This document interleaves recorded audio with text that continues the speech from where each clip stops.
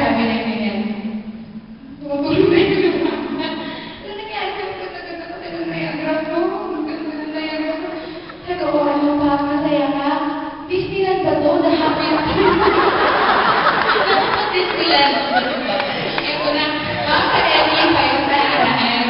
Pagkatularan ko pupunta ka doon. Hindi nakapag na-stuck sa rose.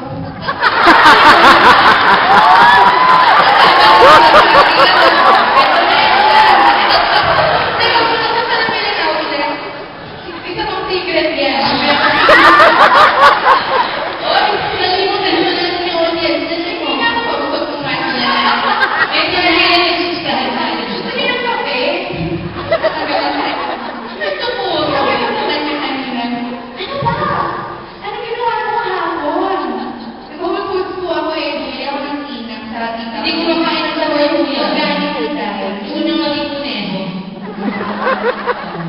Sabi ko, bakit ang ginawa mo kahapon? Nagpunta ka ba ng Disneyland? Iisip kasi nila Magic Mountain bago Disneyland. Disneyland daw kasi parang Mickey Mouse. Mas matatag siya. Iyak na naman siya. Sabi niya, ay, once naman si Ate Alice. Nagpito kami ng rose.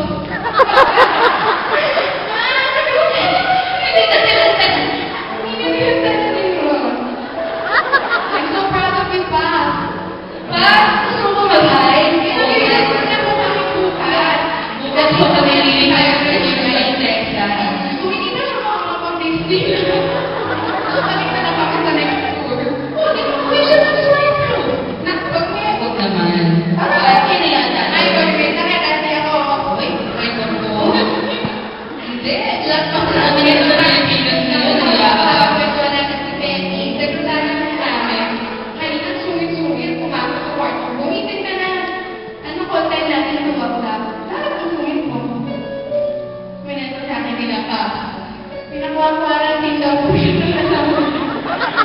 Pag-uwi ng Delhi, hindi niya makikita yung anak niya. Kaya nakakatumahan na ito na ako ng kwento. Lukadok.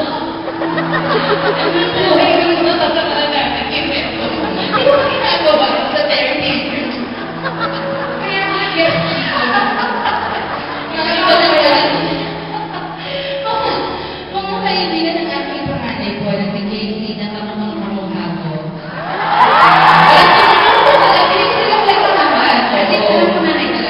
Oo. Ano naman ang totoo? Kahit maraming anak ang tatay mo, pinakamalala.